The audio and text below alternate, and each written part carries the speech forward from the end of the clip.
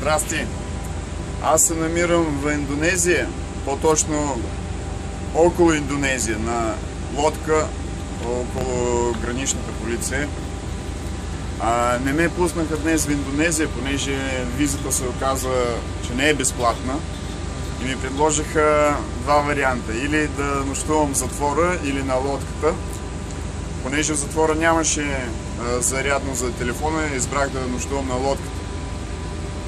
Утре ще ме пратят в Малайзия обратно, безплатно, което е добра новина. И оттам вече ще мисля какво да правя. Най-вероятно няма да успея да стигна на автостоп до Бали към 9 април. Затова ще видим какво ще се случи малко по-нататък. Чао!